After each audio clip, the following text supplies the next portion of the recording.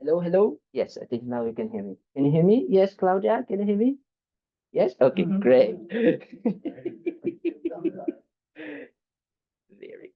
good. You.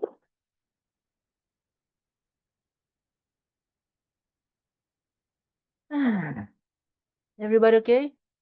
Yes, good. Alive. That's already half of the job, right? Just being alive is already wow. Nowadays, not that easy.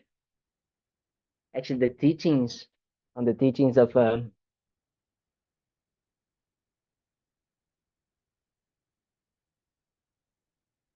the teachings of the we say that when we are teaching about or learning about death and dying, we say there are more causes for us to be dead than to be alive.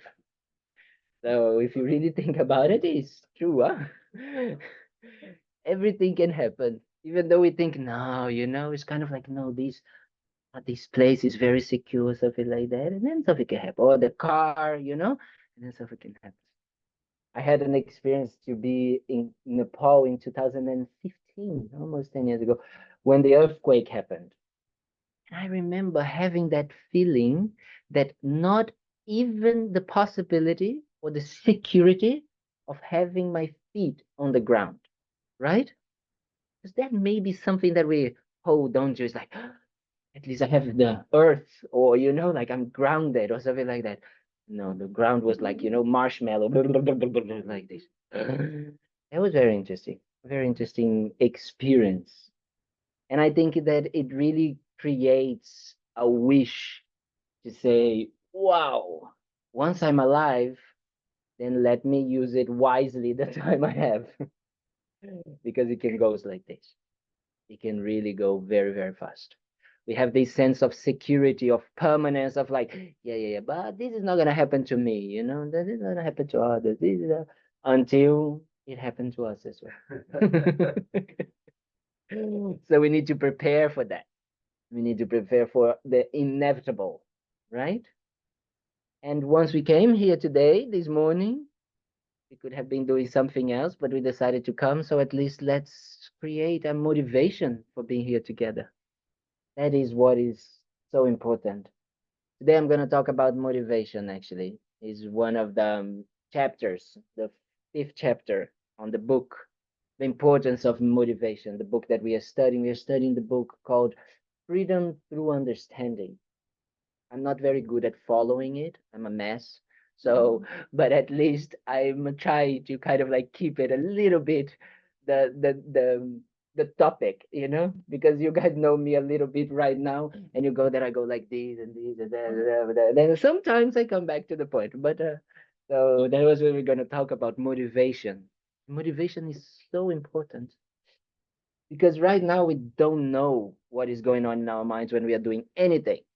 We're just doing it, We're just like, maybe we just want to finish that task. We just want to do something. And we're just like in that kind of like autopilot, right? Autopilot, we say, just like going with the flow, just like da. But we don't know why we are doing it sometimes. So interesting. And even like sometimes we go, we are doing something and then and we say, why I was doing that again? What was the reason? Why?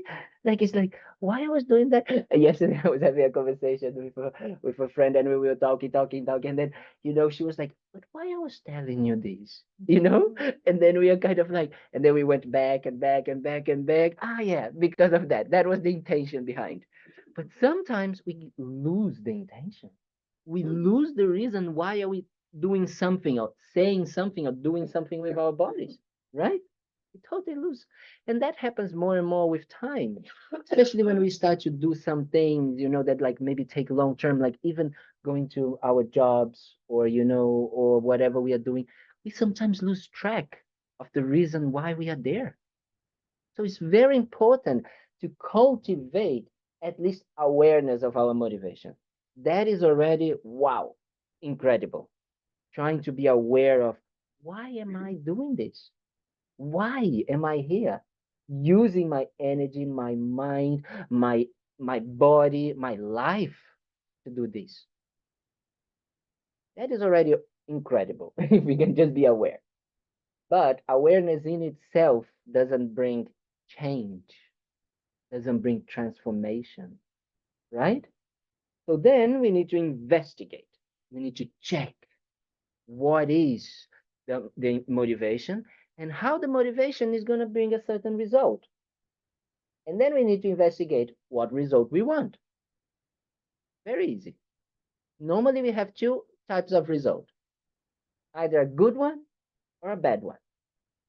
So we can choose. It's up to us. If we want a bad result, then very easy. We can just continue doing whatever we are doing because what we are already doing with our minds being completely mindless and unaware is going to create a negative result. Why? Because our minds right now are very selfish, very me. That's the autopilot that we have. That is the status quo, you know? Very easy. We can check. We wake up today and we say, oh, I wish I could do something for others. Oh yes, I hope that person is well. This doesn't this and that, that, that, la, la, la, la, la. We think about others all the time, right? That's what we do. Or we just wake up and say, oh, I need to do this. I'm hungry. That, I need to do that. Oh, this, that. Yeah. Like me, my to-do list, my things, my dad, my me, that. You know that what I'm talking about? That is so important that we recognize because once we recognize, then we can decide to say, oh, wait a minute, let me transform that. Let me change that motivation and that mind to create a positive result. A result that we want to experience peace, peace of mind. But not only peace of mind, we want to experience what we call satisfaction, right? Happiness. Big word, happiness, right? We've been discussing that so much nowadays. Happiness, what is happiness, what that means, how it goes, what it does. The scientists are coming with different ways and to discover, and then they write these big papers about happiness. Nobody really says what happiness is, right? So we want to do that. So we need to then generate a positive intention. That's how it's mathematical. It's if we generate a positive intention, we're going to have a positive result. If we generate a negative intention, negative result. Easy. Problem solved. We can now go home. That would be very easy, right? The problem is exactly what we're going to try to do now, which is to generate a positive intention because it takes effort. And let's face it, we are very good at putting effort for some things, but from other things, let me just go here. Yeah, in 5 minutes I generate positive intention. Just a little bit more. Oh no, just a little bit more, you know. Yeah. Just in 5 minutes I go, okay, yeah. You know what I mean? Like putting effort to really generating a positive intention, it's not that easy because it's contrary to our normal attitude. So that is why it needs to make a effort. Because right now, effortlessly, we just generate negative mindsets, anger, jealousy, pride, you know? So much like rah, easy to see. But generate compassion, love, and kindness. Just, yeah, being nice. Sometimes it's an effort, you know? So then we need to generate. And the more we generate, like everything else in our lives, the easier it becomes. That's good. That's good news. That's good news for the positive intention as well as for the negative intention. Because the more we generate and the more we familiarize ourselves with our negative intentions, the easier it becomes. But more also for our positive intention. It is very important that we try to be aware of our daily lives, how it is our minds. So we try to do that now. Okay? Let's try to do it for just a few moments. becoming a little bit aware of our inner world.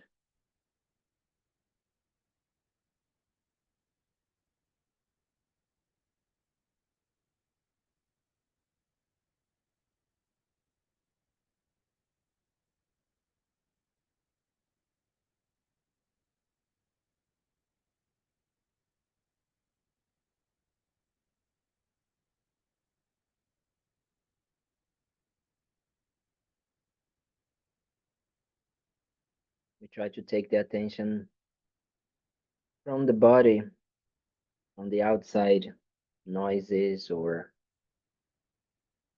things that we have, and we just try to focus on our mind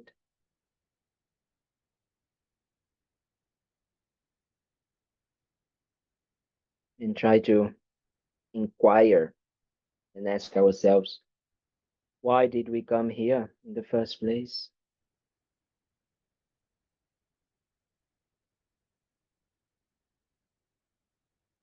What are we trying to achieve or to gain from being here?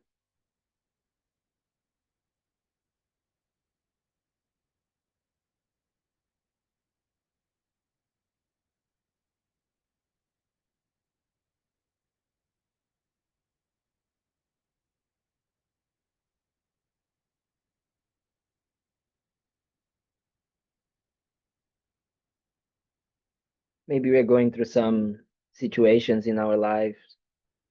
We probably are. That is how our lives are right now.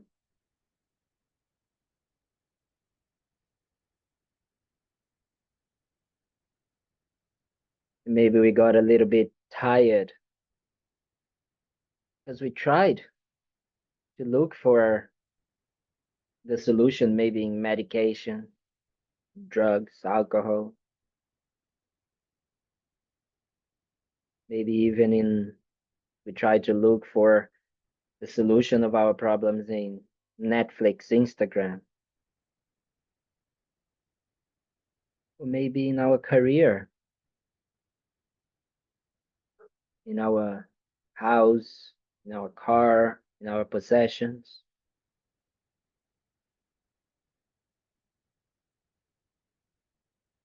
Or we even try to look for the answer in our relationships.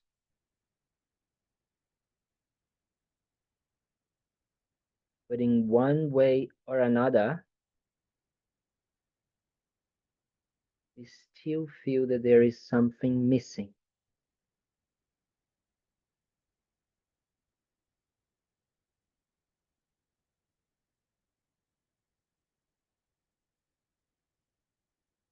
Because it's our innate wish to want to be free from this dissatisfaction, this feeling of not fulfillment.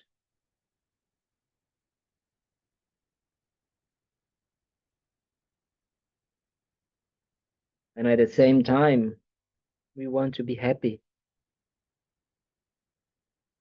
but a happiness that doesn't go away.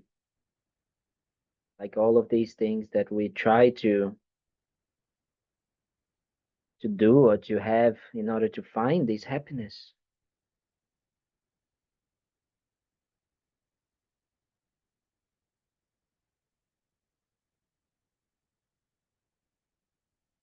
So once we decided to come here, we try to create them an intention to use everything that we're going to hear, everything that we're going to say, to contemplate, investigate, to meditate on these things so we can develop a better understanding of our own mind.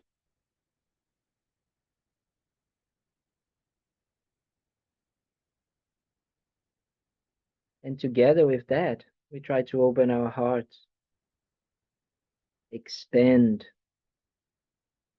our wish for happiness and not suffering,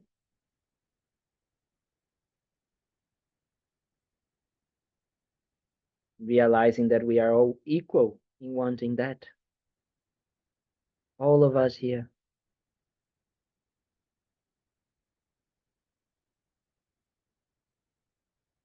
So whatever answer we get, whatever satisfaction, lasting happiness,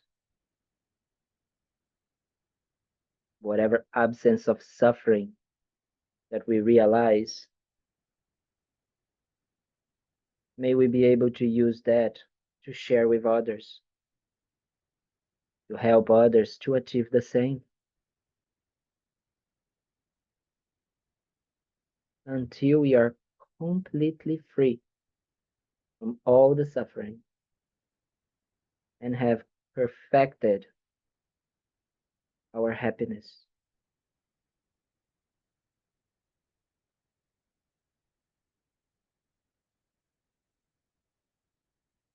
So in this way, whatever we do now throughout this class and throughout our day, may we use for that end, for that goal.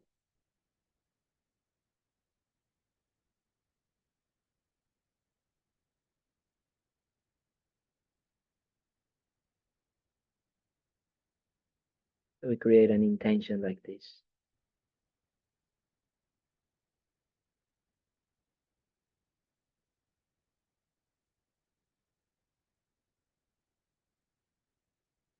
Okay, very good.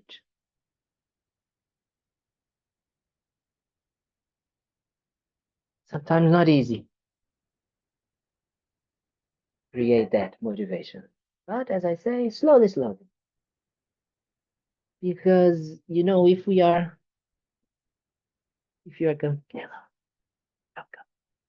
if we are looking to create a positive intention, let's try to maybe use something that can really eradicate the suffering.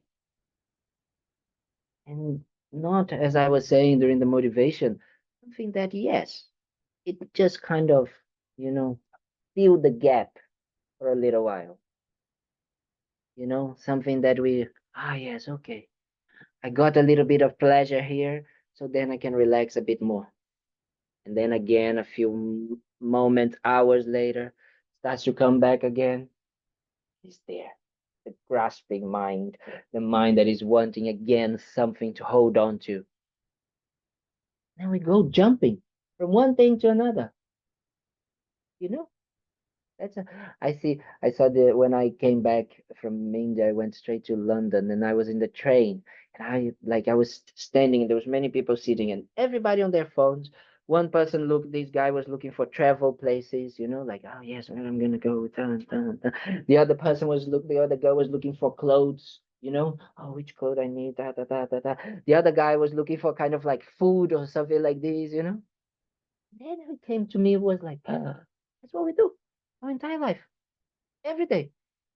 What are we doing? Looking for ways of fulfilling those immediate sense pleasures that last for, you know, 5 minutes, 10 minutes, sometimes a little bit more. Sometimes we feel very complete. Something happens, I don't know, something nice happens in our lives, and we feel like, wow. And then 1 day, 2 day, 3 day, 1 week, ooh, suddenly something else happens, you know, something bad. I don't know, our tire, the tire of the car gets like flat tire or something like this, and then starts. And then someone says something to us, and we go running to something, and then there's a like traffic jam, and and the mind starts to become tight again, tight and tight and tight. So then all of those things that we thought was going to create that sense of it didn't get. So that is the difference in Buddhism, that we say the Dharma. Dharma brings completely cessation of our suffering. That's what we are looking for. We are looking for something that will totally eradicate. We are done. We're done with this kind of like how do you say that, band-aid. You know, we are just putting a band-aid, and then the problem comes out and then opens again, and then opens again the wound, and opens again. We don't want to have a wound anymore. That's the idea, right? When we go to the doctor, you go to the doctor and says, "Oh, I have a serious illness. Can you give me a band-aid?" No, you want like something that will totally eradicate, right? If you have cancer, what do you want? You want to get rid of the cancer entirely. Not like, oh yes, no, no, just maybe a little bit of something so I can feel a bit better. And then, not like that. So why we do that for all of these things? We don't do that for our happiness. Why we keep looking for things that don't give us what we want? That is the most important thing, that the purpose of us being here is actually, even though we might not be aware of it, but that's what we're doing. We are looking for a way to be free from that, and we are doing that all the time. That's what we want. Not only us, but all beings, every single person in your life that you know, especially those ones that you hate, they are also wanting that. Because maybe it's easier for people in our lives, our family members, our friends. We share that feeling of like, oh yeah, oh, this person, my friend, is suffering so much, this happened, and now I really want her to be okay, and all of that. It's easier to see, right? But how about that person that you don't like? I don't know, maybe, two people that I can see here that we all might either like it or hate it: Donald Trump and Joe Biden, right? It's very easy to kind of like develop compassion toward people that we know in our lives, but then these people, no, no, no, no. Everything has a limit, Calvin. Everything has a limit. Those people, no. That's not Dharma. Dharma doesn't work like that. Dharma encompasses and embraces all sentient beings. And I'm sorry to say, but Donald Trump and Joe Biden are sentient beings. Therefore, they deserve as well, our our awareness of their own suffering and their wish, their innate wish to want to be happy. So when we're thinking about, no, this person, no, no, no, maybe we can start thinking, ah, maybe they're doing that because they want to be happy and not suffer. And check how your mind stays. Just check how it is, just to ask yourself this question. Maybe this person is not doing this to me, but maybe they are doing that because they are trying to be happy and not suffer. And then comes the same problem that we have, which is we don't know how to be free from suffering, and we don't know how to achieve this happiness. Otherwise, I'm sorry to say, you would not be here. Right? You understand what I mean?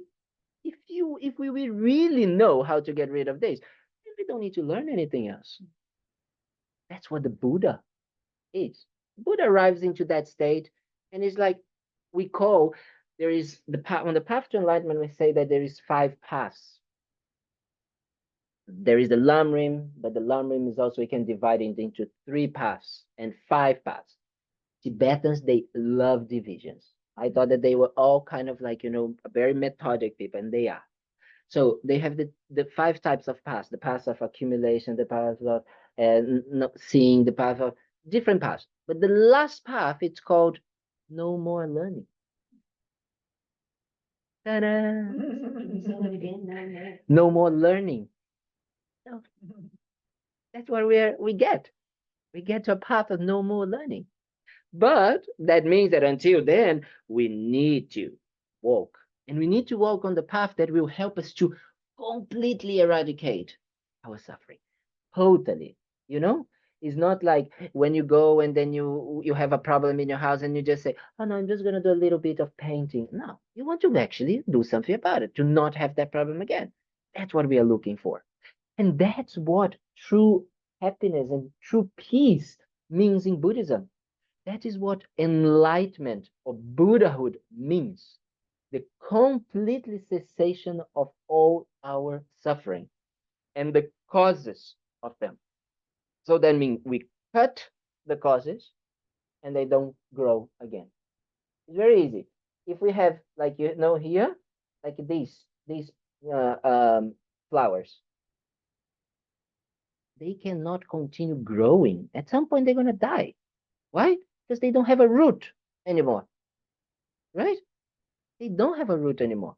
Some of them, I don't know if you put it on the ground, maybe they can grow some roots. I don't think that these ones are like that, right? So that means that they're gonna leave at some point, and then they're gonna completely die. That means that the idea of them growing back again, it doesn't exist anymore. That is exactly what Buddhism is talking about. We can achieve a certain state of our minds that it doesn't grow any more suffering and the causes of suffering. And what are these sufferings that we have right now? What are the root of all of these sufferings? It's what we call the delusions, the afflictive minds. Afflictive minds is good. No, afflictions or disturbing emotions. Very good. I like this one. Why disturbing emotions? You can see immediately what I'm talking about.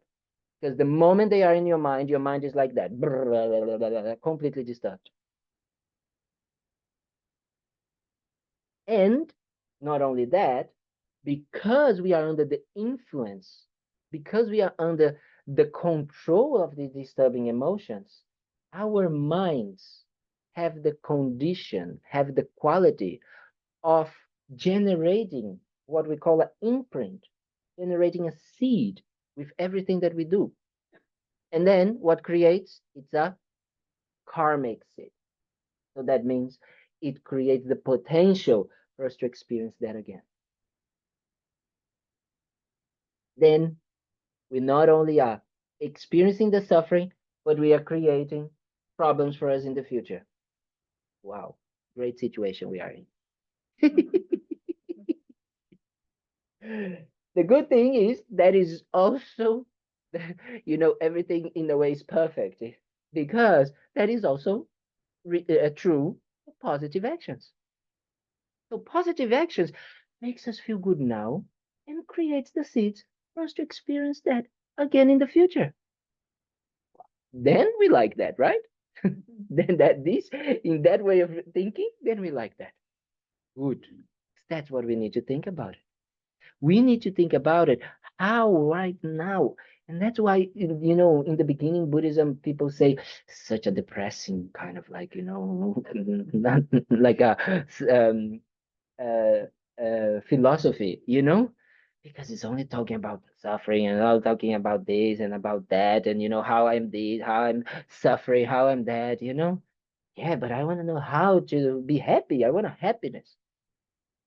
Yes. But first, we need to know what happiness is. And we need to understand that whatever we are uh, labeling as happy right now, happiness, mm, Buddhism is also going to debate that.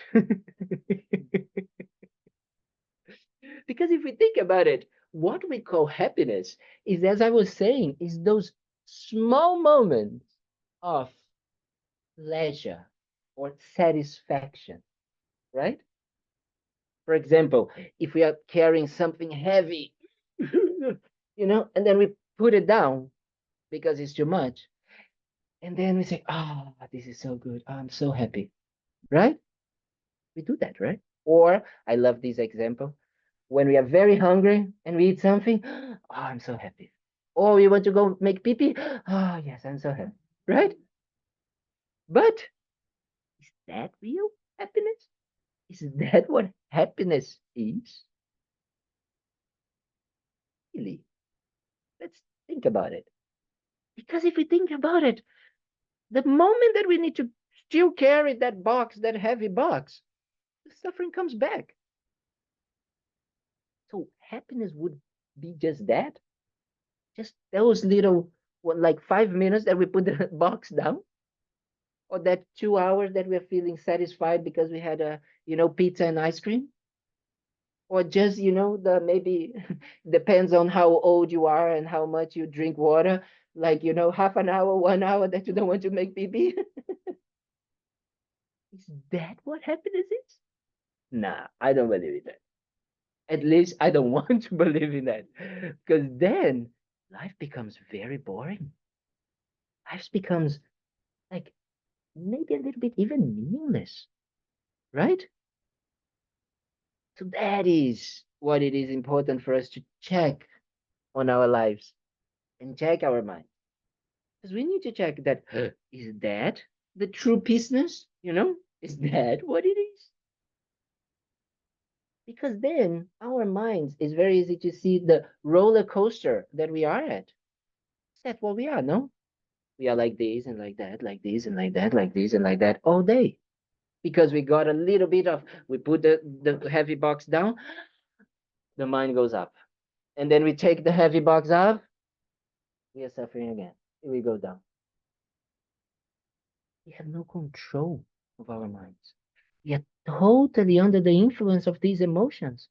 Someone says something, anger arises. Someone says something different, then attachment arises. Right?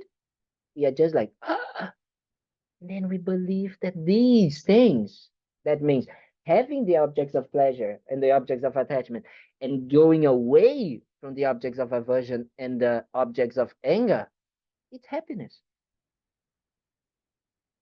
What do you think? Is that what it is about? And why, when we get what we want, why it doesn't last? Why? Not enough. Why is not enough? Never. It's never enough. Yeah, there's a very nice song that says that. It's never enough. What is samsara? Why is samsara? Huh? So, Suffering. Yeah, but what that means? What is suffering? You know? Because I'm here talking about what the Buddha said, what is the Buddhist point of view. But if we don't do it, apply to our own minds, doesn't mean anything. Yes. Attachment, definitely. Definitely is a type of suffering, but it's not all the suffering. Maria? Ignorance. Very, very by the book answer. What ignorance exactly? But what ignorance means? Delusional. Illusion, delusional. ignorance of emptiness. Huh? Ignorance of emptiness. Ignorance of emptiness. You guys are very smart. But if I do like this, if I go and I do like this on you and I do like, so is you thinking about ignorance is gonna help you?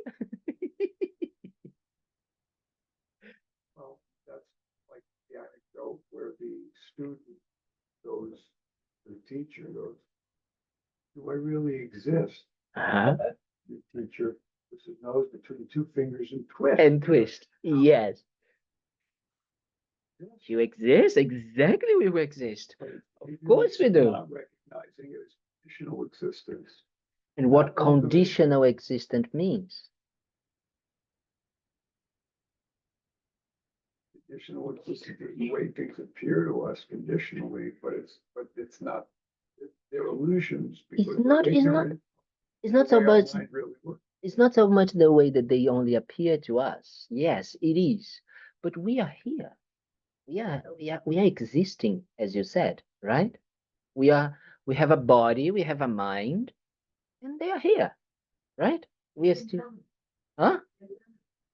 That is definitely one of the main things that it happens, right? As they truly exist, the way they are. That's exactly one of the main reason. Yes, it is. But then we need to understand how we see things. No? Then we need to see that we are. That's why I've been talking about and saying that. That's why Buddhism can be seen as a negative tendency, or I only talks about suffering, because we need to recognize our own suffering. If we don't recognize it, we will never change. We will not be wanting to transform ourselves. right? If we don't understand what suffering really is, forget about it, wanting to change, right? And this is in everything that we do. If we have problems in our lives, if we have some type of addiction, some type of like situation, if we don't recognize the problem, we don't move from it. So that is the first teachings of the Buddha. And that is, to be honest, everything. Because if we don't get and we don't understand what is suffering for us, forget about what is written in the books. Forget about the right answers that all of you did very well. You definitely passed the test. But what do you mean for you? Because the Buddhist teachings is experiential. If you don't get this experience for yourself, just becomes an intellectual understanding and it doesn't work. And this we need to try to avoid. And this, if I can try to do something to help you, is that. Because otherwise, we are misusing Buddhism. We are misusing the mind and the Dharma to just accumulate more knowledge and not to transform the mind. So, what is? And we need to recognize this. We need to be able to see that, yes, when I'm here sitting cross-legged, or like I'm getting bored of these blah, blah, blah that these monkeys say, or I want to make pee-pee, that there is a suffering. And when I go out, I make pee-pee, or when I finally these monks stop talking on my ear, or I change posture, there is a stopping of that suffering, right? So there is a releasing of one suffering. And then we label that releasing happiness. However, the Buddhist teachings is going to say, no, that thing that you are labeling happiness, it is also labeled as suffering. Why?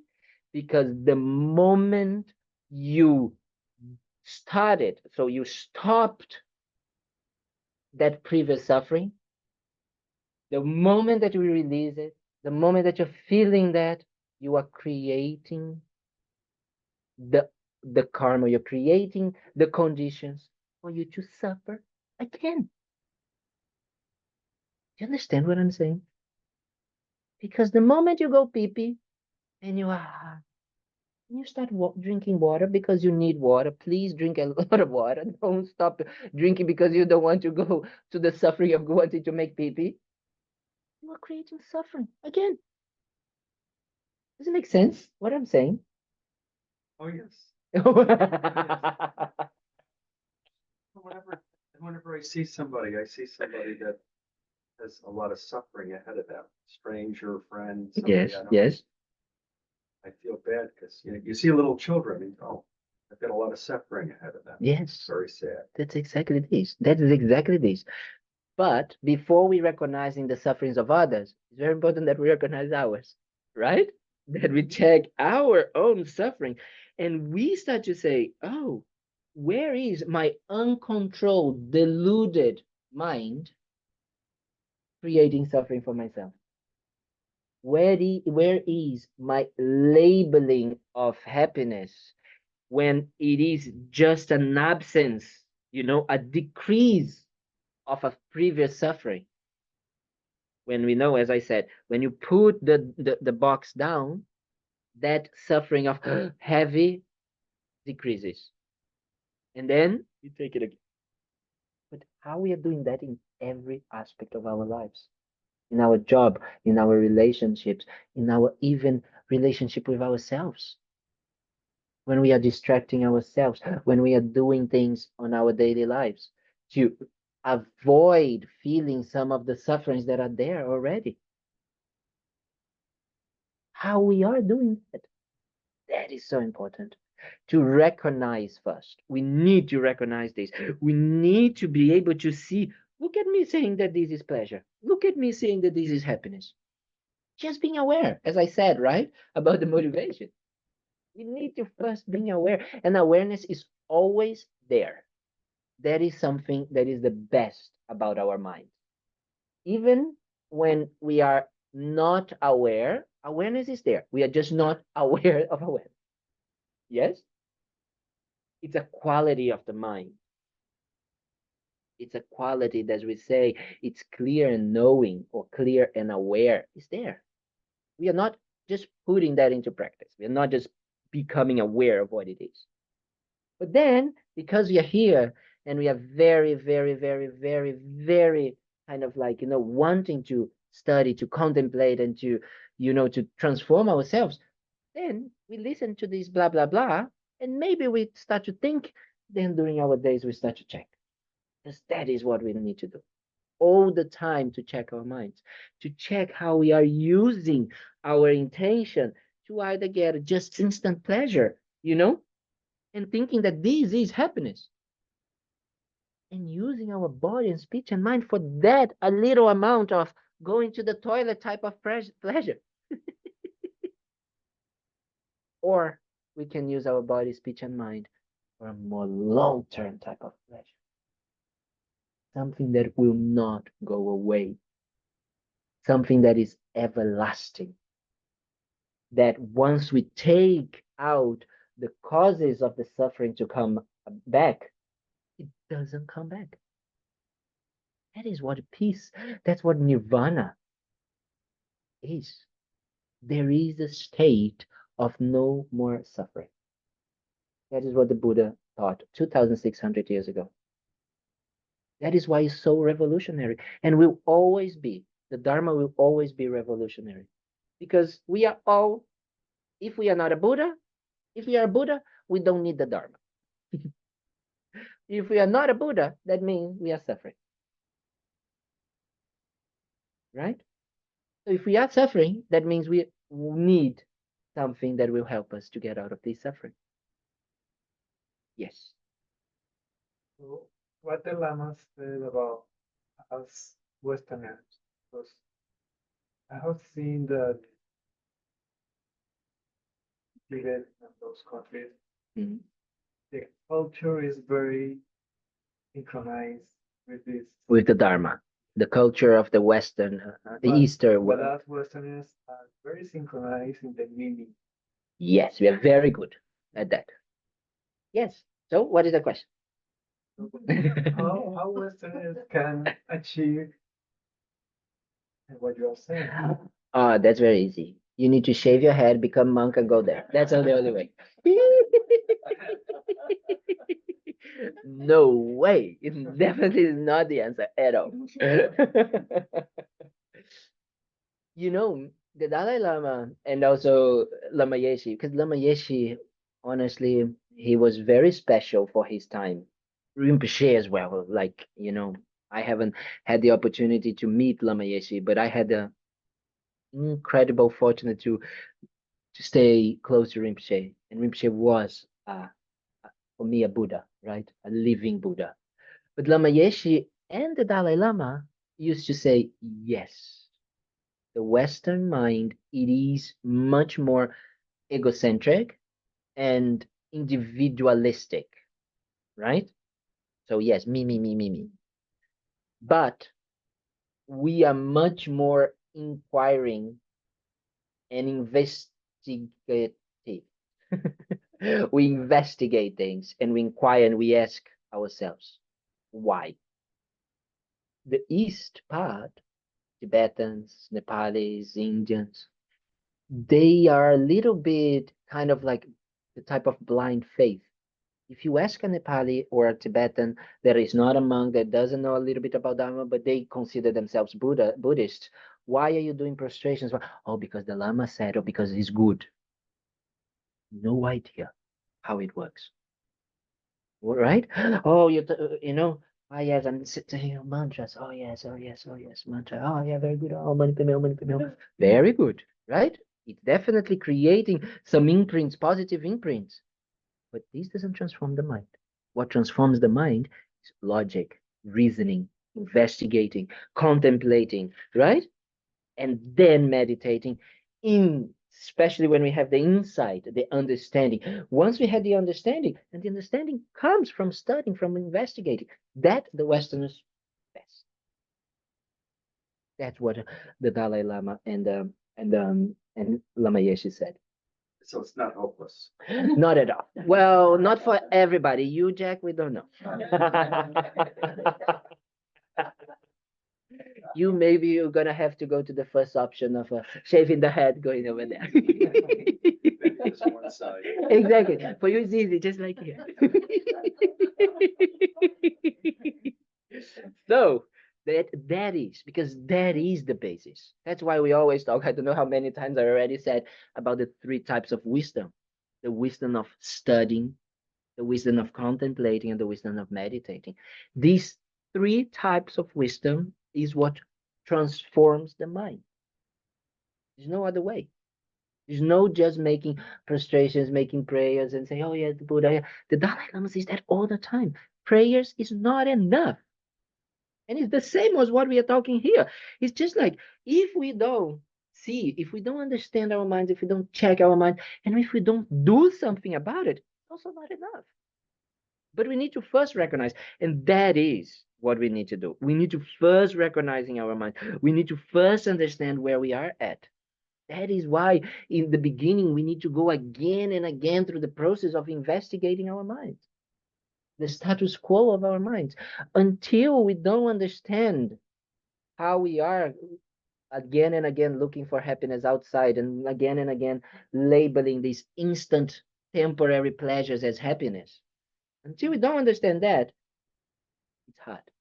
And until we don't understand that, we're not going to understand that there is causes for this suffering. The two causes of these sufferings are our deluded minds.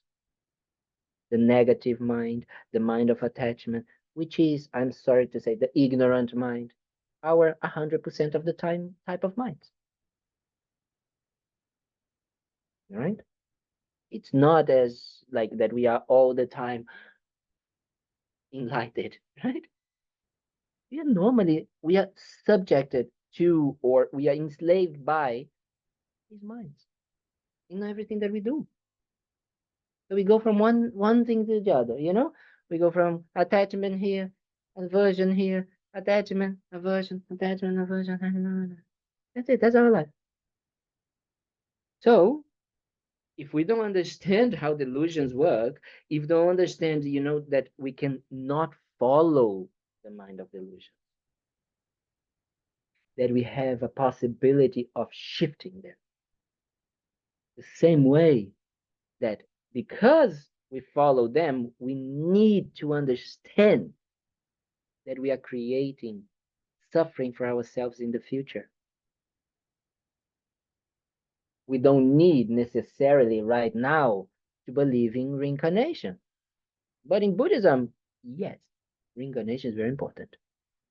Because if you're planting now the seeds for the future life, because we say that we need many lifetimes to achieve enlightenment. It's not just this life, you know? This life we can achieve. It's going to be hard, but we can. But we're going to probably need different lifetimes. So if we're going to need different lifetimes, and right now, whatever I'm doing, it's under the influence of these negative minds. And these negative minds are creating negative seeds for me to continue doing them again in the future and experiencing suffering. Jeez. We are in trouble. So that is why we have the possibility of cutting these negative minds, cutting the future suffering, and we can create positive mindsets. Because that is another aspect that sometimes people think that Buddhism don't talk about, and I hope you guys can understand that from me. We also are good people. You are not a bad person. I'm sorry to say that. Because sometimes it's easier just, you know, get the whip and no, I'm very bad. No, I'm like this. No. It's easy. But you're not. You are actually an incredible human being. And you're already doing incredible, beneficial, and kind and positive actions. And not only this, you have the potential to do it even more. That is the point that we need to start working on. That potential. That potential should inspire us to wanting to do even more. Yesterday, or 2 days ago, I was reading something. It was like another research saying, kind of like, when people are kind to others, they feel happier. You know, Buddhism has been saying about that 2,600 years ago. If you think about others, you become happy. So as I say, it's a win-win situation. You practice generosity, you practice kindness, right? You feel good when you do that. The other person feel good. That's already very good. And you create in your mind stream causes for experiencing that again in the future. That is how karma works. That's what karma is. You don't need to go holy pokey, oh, karma, oh, yes, these things, karma. No, karma is just that, cause and effect. So we can do that. Isn't that amazing? We can do that. And we can do that until it is unlimited, completely unlimited, completely unconditional. You all have that possibility. The problem is that we identify ourselves normally with, oh, no, I can't. I can't. I understand, yes, no, yes, I can, but I can't. Deep down, there is that thing that is kind of like not allowing us. Or we do the opposite. Yes, I can, I'm the best of the world. Then, we inflate without realizing that right now, no. It's like, we think that, yes, Cowden is saying that I can do this and all of that. So I'm going to jump from the roof to fly, something like that. And then he's like, then we, not like that. No, we can't. Right now, we can't. But we slowly can develop. We can develop even more those qualities. Develop, develop, develop, develop, increase, increase, increase, increase, until they become effortless. Until they become exactly what our deluded minds, our negative tendencies, our disturbing emotions are for us right now, which is effortless. We can swap them, right? That is the idea. The idea is that we decrease and we eliminate completely our suffering and our negative tendencies, disturbing emotions, whatever you want to call it, and we burn and we completely purify all the negative seeds that they created for the future. And then at the same time, we increase our positive qualities until they are totally, totally, totally perfected, as we say. This is what we call enlightenment, Buddhahood. So you see, it's not something hocus pocus out there. It's something that we can do right here and right now. Makes sense? Do you understand? Do you understand? Do you agree? Do you agree with what you're saying? Do you agree that it's possible? Yeah, it's mathematical, no? If you think about it. If we think, that's what we need to do. That's the laziness where it comes. We don't want to think so much about that. We just want someone to tell us what to do, how to do things, you know? But if we don't make it about ourselves, understanding and experiencing and say, wow, now I see that. Now I see how it goes. Then we can start. It's just so experiential Buddhism. It's just like if it can touch you just for a few seconds when you just have a little bit of an insight, that kind of like when you lost your keys and you're looking for your keys or whatever it is that you lost, and then you remember it's in the in the pocket of that kind of like jacket that I was wearing yesterday. That kind of like, and you're like, where is it? Where is it? Where is it? Yes, it's like that, and you have that inside of that clarity, that kind of like spontaneous feeling of, I understand. It's not something that you're like actively doing because you're like a maniac looking everywhere in the house. You're not really putting attention into trying to remember, you're just like, blah, blah, blah, blah, blah, blah, blah. And then it, that's how it can come. But it becomes through thinking. We need to familiarize ourselves.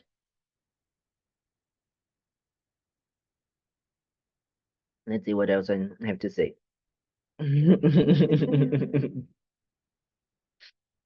Yes. So I can talk about that. Yes. So I'm going to talk about the causes of our suffering, our negative tendencies, and karma. We say that they create what we call suffering. We're talking about suffering, a lot of suffering, right? But we need to understand what suffering is. In Buddhism, we say we have 3 types of suffering. Very easy to know. Very, very easy. Suffering of suffering. That is easy. Suffering of pain, right? So if someone slaps you, if you do like this, if you hurt yourself, if you burn yourself, easy. You have a headache, easy. So you take a medicine, you put a band-aid, you put something cool, it's gone. So that is normally our types of suffering and normally our types of happiness, right? Because the second type of suffering is what we call the suffering of change. And that's what we've been explaining all the time, what it is equal now to us to what we call happiness, the suffering of change. How the suffering of change is our happiness? Very easy. As I said, you are, hungry, you eat and finish the suffering. But it's not lasting. Because the moment you finish it, well, the moment you start eating, you are stopping the suffering of hunger, but you are starting to create the suffering of hunger again. Makes sense what I'm saying? Mm-hmm. Very important. Or you change posture. Oh, yes. Then, no, like, there was someone over there at the back that changed and she was standing up, And I was thinking, okay, if she's going to stand up for the rest of the class, she's going to be suffering. Right? So then she sat down again. So that's how we are. We need to move. And then we move and then we think, oh, yes, now I found it. And then we stay normally 5 minutes, no more, or 10. And then we need to move again. And then we need to move again.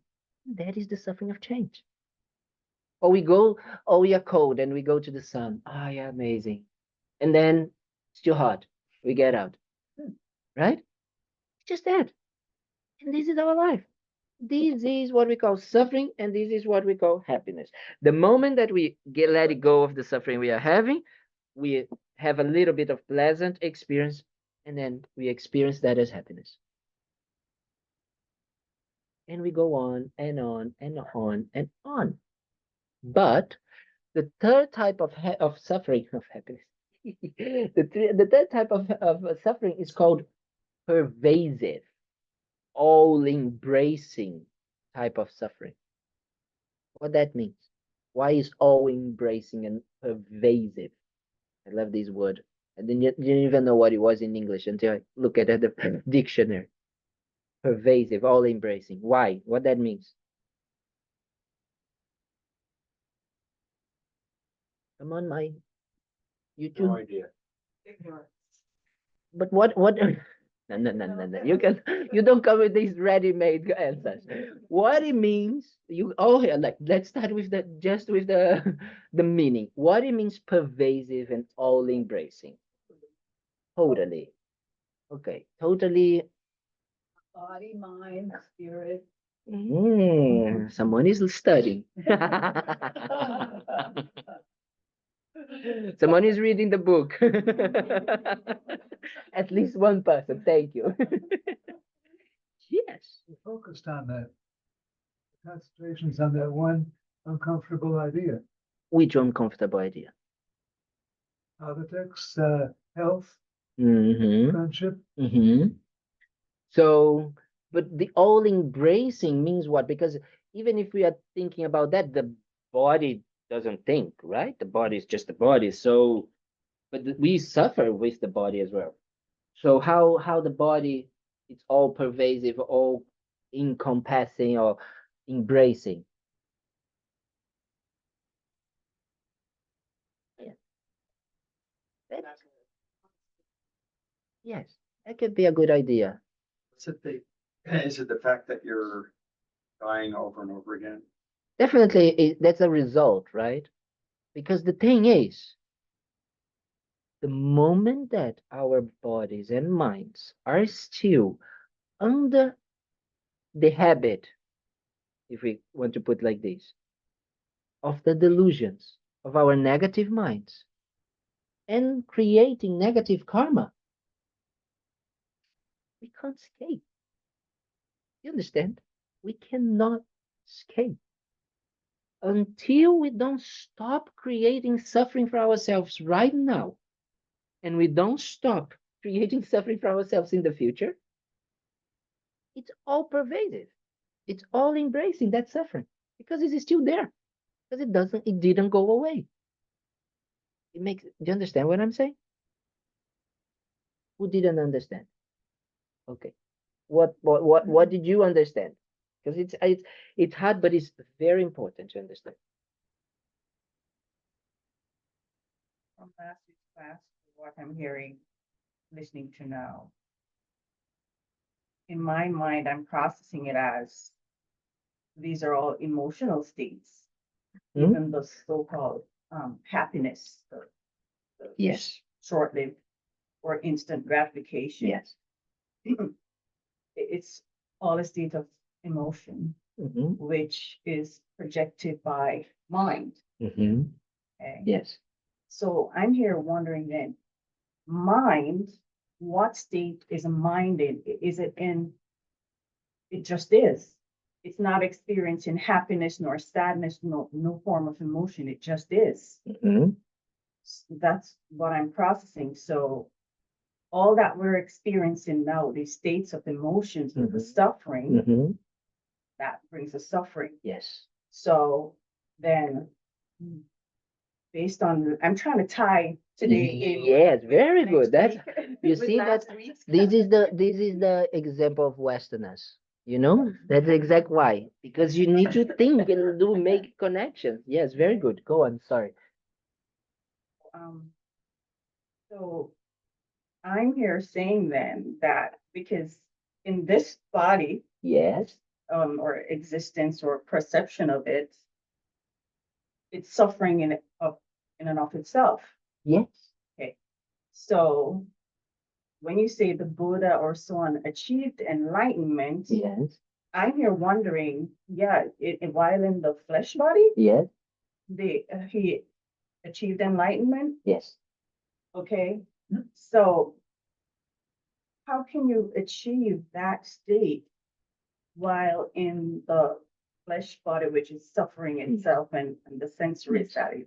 Yes. Very good. Very good question. Very good question. This is exactly why. Because the body and the mind, they are connected, right? It doesn't exist a body without a mind. Well, it is. It does. It's called the corpses. And it doesn't exist a mind without a body. Okay? The body, the mind has to have a body, even if it is a ethereal body or like a soul or whatever, or an animal body or whatever body that the mind connects with. Okay? And we have different bodies because we have different realms in Buddhism. So yeah, we do have different bodies. But we're talking, let's keep it simple. Let's not make it that complicated yet. But we're just talking about the human body, okay? And the human mind. So that makes the creation of the suffering interdependent between these two, right? So if the mind is under the control of the delusions, is exactly what you said, which means that if our minds are identified with our delusions, with our negative emotions, with all of that suffering, there is suffering of the mind, and consequentially, there is suffering of the body because there is an attachment and a wrong view of how the body exists. You understand? So these two together create our all-pervasive, compounded, all-embracing suffering. That means that if these negative emotions that we are now identifying that are just clouds in the sky, they cessate, they are not there anymore, means that we only have positive qualities. We only have positive the development of positive mind states in our mind. That means that these, together with the body, will only create blissful experiences to the body. The body doesn't suffer the way that it suffers now under the influence of the negative minds and the karma. That is how the Buddha achieves. And that's how he can manifest as a human being, just to help us see that is possible. Thank you for this question, because it was perfect. Perfect timing. That is exactly what it is. Because, in summary, is that the results of our impure negative actions create negative experiences in the mind and in the body. At the same time, all happiness results, virtue results, or whatever positive, whatever you want to say, creates positive experiences in the body and in the mind. So this is what we call the possibility of enlightenment, of completely cessate the negative tendencies, completely cessate, complete eliminate those deluded minds, because they are not one with the nature of our minds. Therefore, they can be transformed. Therefore, they can be changed. Just realize that I didn't do prayers today. No, we didn't do prayers today. You see how I am. It's because I haven't finished the motivation yet.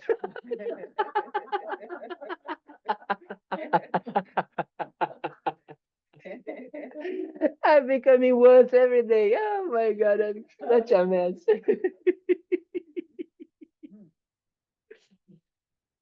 So, but this mere intellectual understanding of these doesn't transform us. We need to act. We need to do something about it. You know, we need to act on our daily lives by transforming, by observing when we are going under the influence of our negative tendencies and when we are manifesting from our positive tendencies.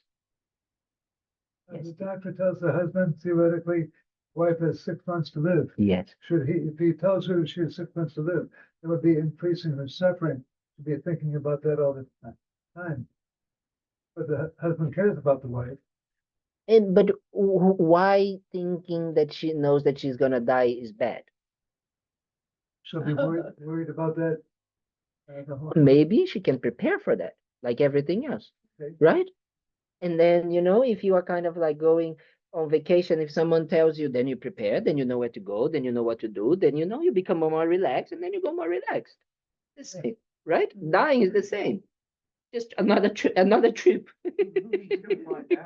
She's gonna find out, you know. She's gonna Google it and find out. Don't worry.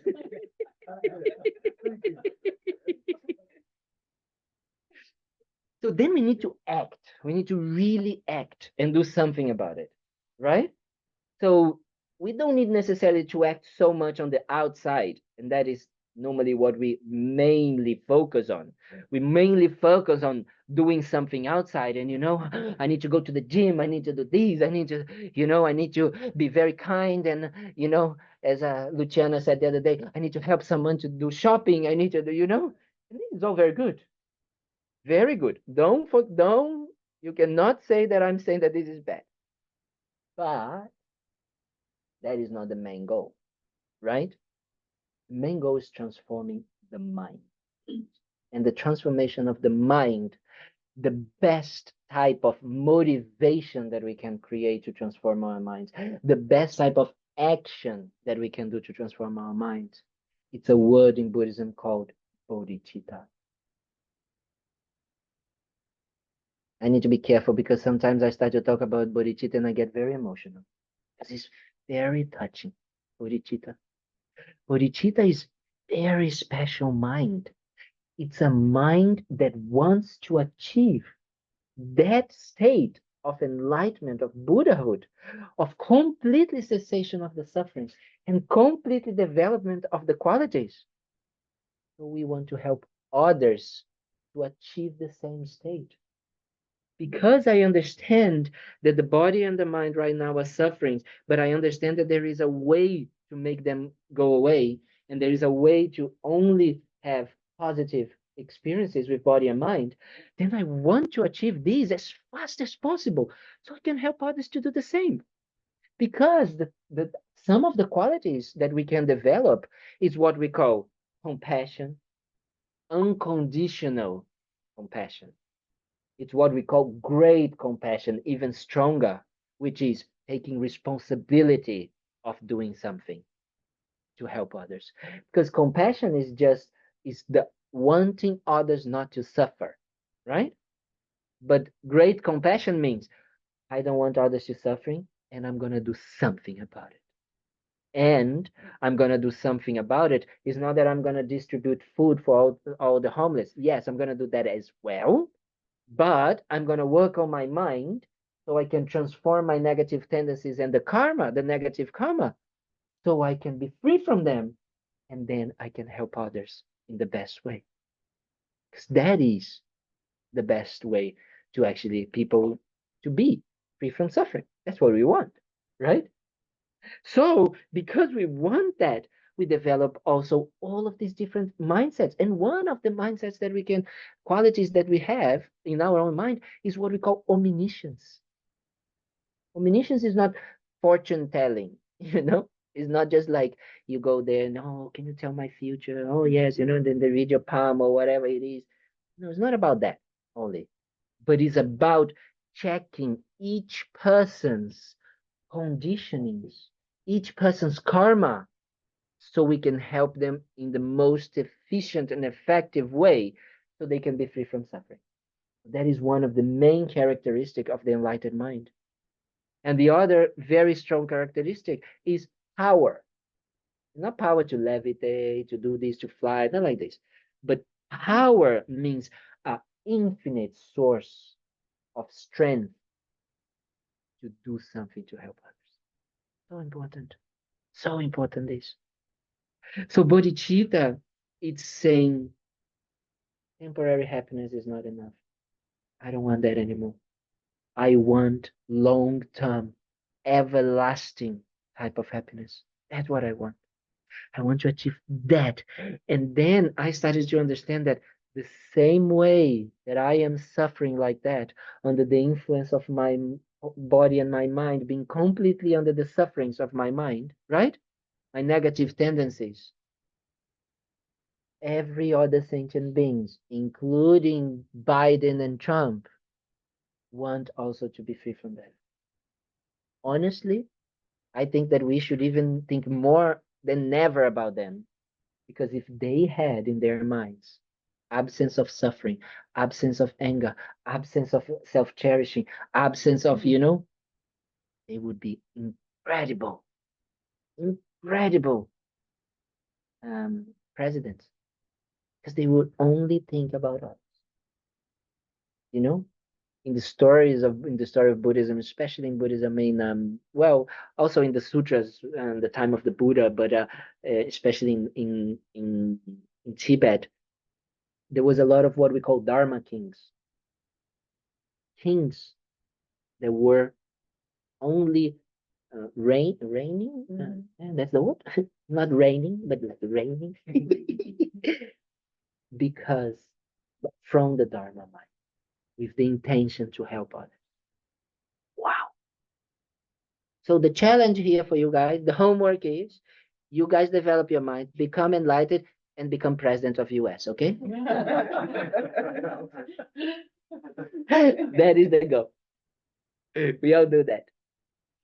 Wherever country you are, Nana, you in Portugal, Claudia, you in the UK, okay? So everybody, then we have good work. That is the thing. If we actually develop our minds, because it's very easy. We complain, say, oh, these people, they don't know how to do things. Oh, we don't do anything about it, right? Sometimes we don't even go to vote. So it's very easy.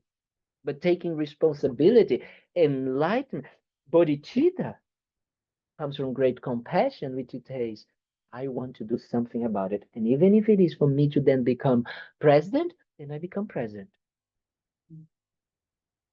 Ah, we have still a young girl over there, so she can become next president, you know? El Carley as well, you know? Then we can. Then we can do something to really transform and help sentient beings more efficiently already. Yes, we got. Is there something like when, say you're eating and then you feel the moment of satisfaction Yeah. and then 10 minutes later you notice you're hungry, like what can you do while that whole cycle's happening? Yes. To try to Very good. Every single action that we do in our lives, we can do it with the mind of bodhicitta. Rinpoche, I don't think we have here. I'm gonna try to print. It's something that says like this, like live with compassion, work with compassion, die with compassion. It's everything that we do, because we are doing all of these things in our daily lives. We know we are working, waking up, walking, eating, you know, sleeping, doing all of these. We can do with the mind off. And Rinpoche was extremely precious in doing that, because Rinpoche used to, every single breath, he was to help others. So you create that mind within yourselves, ourselves, and we say, oh, I'm eating this food so I can have a healthy body, so I can develop my mind to achieve enlightenment, to benefit others. I'm going to sleep so I can rest my body, so I can develop my mind, so I can achieve enlightenment in order to benefit others. I'm going to work so I can actually get the resources, so I can actually develop my mind, so I can develop bodhicitta and achieve enlightenment, so I can benefit others. Every single thing. Then everything that we do in our daily lives becomes the cause of enlightenment, because we are creating that. Then everything becomes like this. That is what a Buddha is. That's what Rinpoche used to do it with every single thing in his life. Every action was to benefit others. Every breath, every situation was thinking about others. He wouldn't sleep. He would stay awake, making prayers and doing, answering letters for others that would ask him for advice and things like that. Never stopping, just thinking about others. We are not like there yet. I need to sleep quite a lot. So you do that. But you do with this intention. Then the mind becomes different. Then the mind is that, because the two main aspects of bodhicitta are, I want to achieve enlightenment in order to benefit all sentient beings. All is so important, because all expands into an unfamiliar way for us right now, because right now it's just me, my hunger, my hunger, my hunger, my hunger. It completely expands towards all sentient beings. And for us, it's very hard. So then we start slowly with our friends, or we can just thinking about, may every single person, every single animal that is in right now in this life, in this earth, in this moment, hungry, may I eat this, so that in this life and in future lives, I may be able to stop their hunger. If you do that, slowly, the mind starts to open, starts to expand. And this in itself already brings an immeasurable or inconceivable type of happiness. Just thinking like this. just thinking in this way. So this is the all part. The all part is kind of like the stretching of the mind into a, you know, like when you go to the ocean and then you just like that feeling, vast, but a vastness that we can't understand right now. It's not conceivable for our minds. And the other part, enlightenment, it is the effort part, the strong part of understanding that we need to study, that we need to contemplate, that we need to do something, you know, with our wisdom part, let's say like this. And then something that we do with our body, speech, and mind to help others, to achieve enlightenment, to decrease our negative tendencies, right? So the all really helps us with the developing the positive qualities, and the wish for enlightenment really helps us with decreasing the negativity. And these are the two wings that together bring us to enlightenment. Okay? That is what it is. Any questions? Online people, questions? Before we do prayers, at least we do dedication prayers, we do Nana.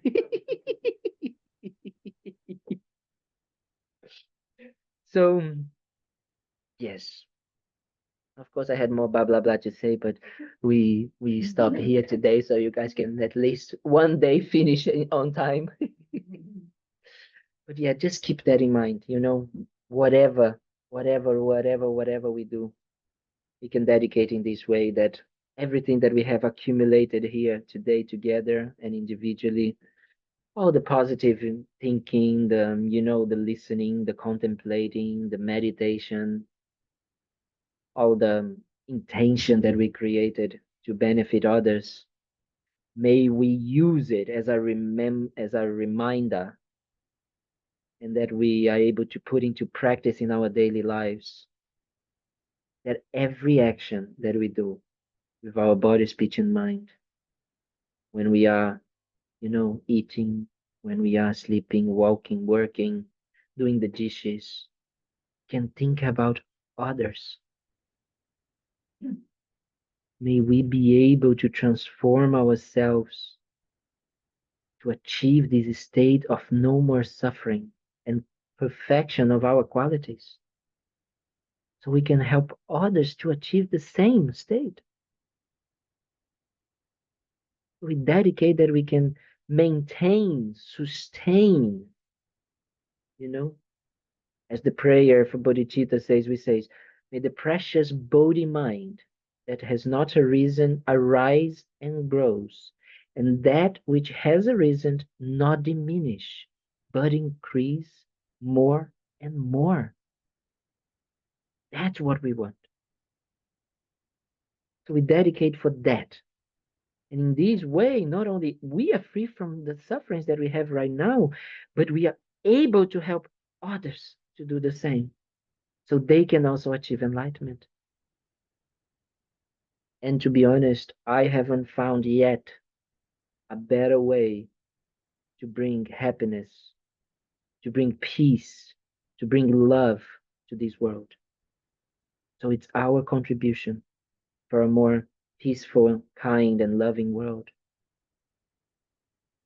And in this way, we dedicate that all the wars, all the famine, all the natural disasters, all the lack of resources, financial or, you know, physical resources, all the quarrels and fights and, you know, diseases and negative tendencies and, you know, all the trouble there is in this world, which is created by this ignorant, selfish mind,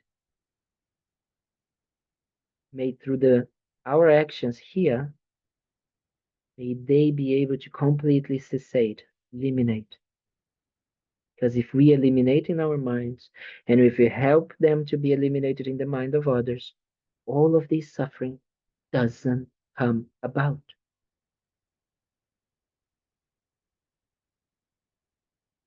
And we dedicate that we may be able to have all of the necessary conditions in this life and future lives to continue study, contemplating, and meditating.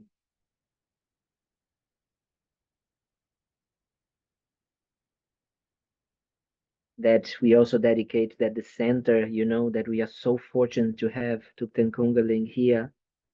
May it have all the conditions to continue existing in order to benefit ourselves and others. And the most special condition that we have is our teachers, because without them showing us the path, they cannot walk the path for us, but at least they can show us the path by embodying those teachings. We dedicate for them to have a long, healthy life, especially His Holiness the Dalai Lama and all our teachers, personal teachers. And we dedicate for the swift return of Lama Zopa Rinpoche to continue guiding us and all sentient beings by being a perfect example of an enlightened being in flesh and bones, so we can believe that it's possible to achieve the same state.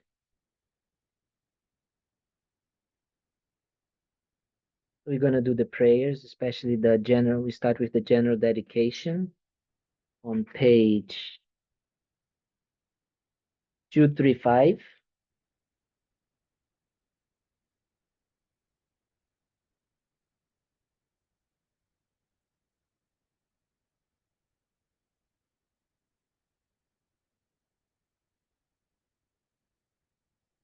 Due to the merits of these virtuous actions, may I quickly attain the state of a Guru Buddha and lead all living beings without exception into that enlightened state.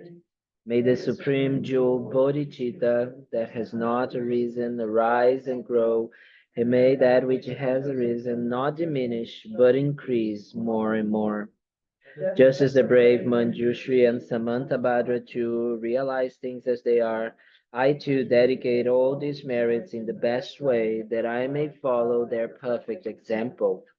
I dedicate all these roots of virtue with the dedication praised as the best by the victorious ones thus gone of the 3 times, so I might perform good works. I dedicate whatever virtues I have ever collected for the benefit of the teachings and of all sentient beings, and in particular for the essential teachings of perfect, pure Lozandrapa to shine forever. Right, now we go to page 246, 246.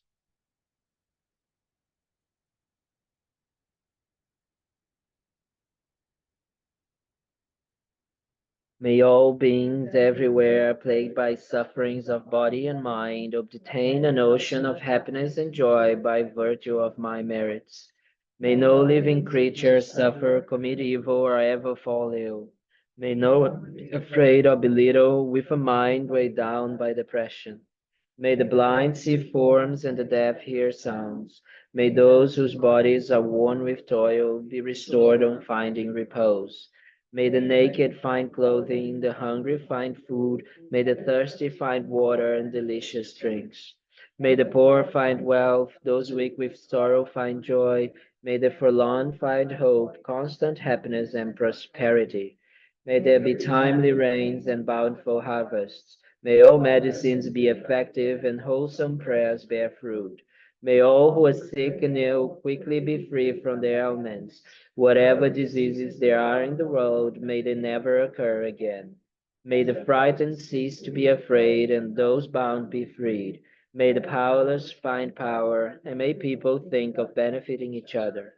For as long as space remains, for as long as sentient beings remain, until then may I too remain, to dispel the miseries of the world. Now we go to page 244 for the short, long life prayer for the Dalai Lama.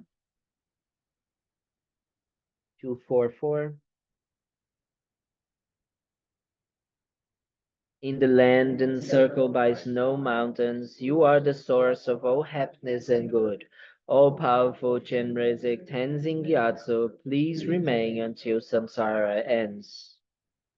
And now we go to page 234 for the swift return prayer of Lama Zopa Rinpoche.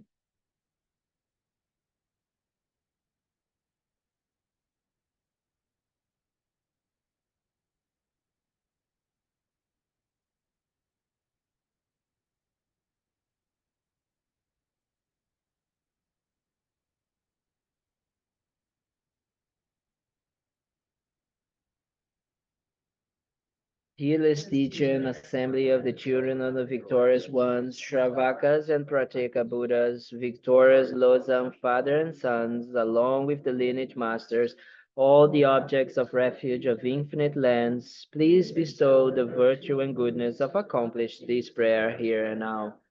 Holding and spreading the Muni's precious and complete teachings through explanation and practice, you are the armor of patience that is never discouraged.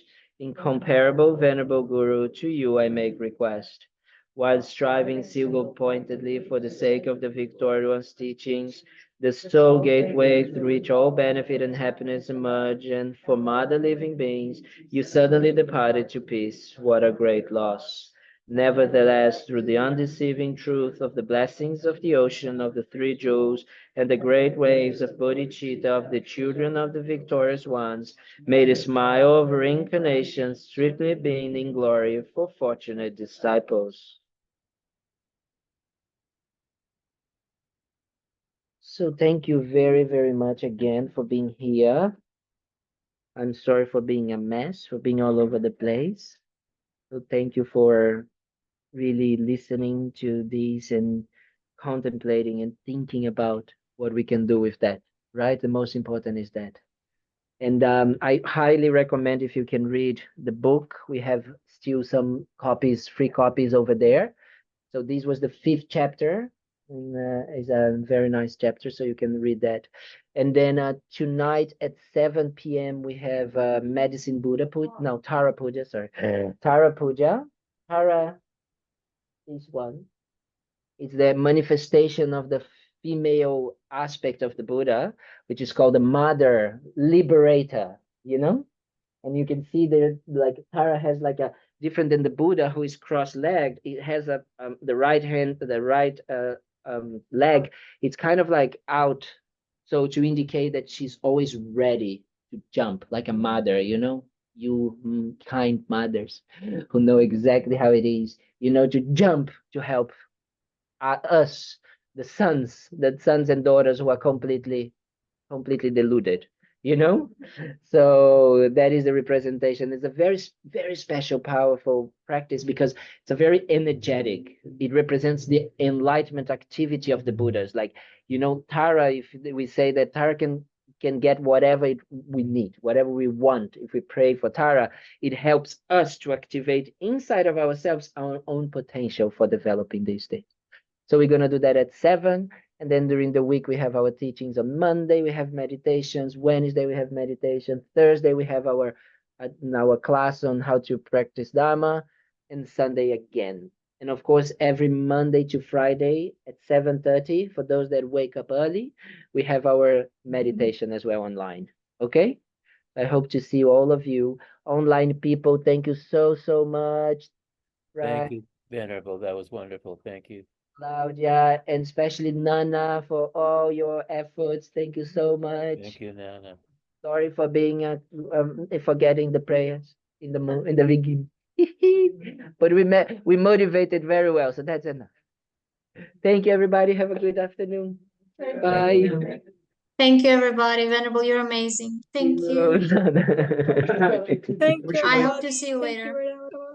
Thank you. Thank you, Nana. Yeah. Take the money in. Okay. Okay. Oh, oh.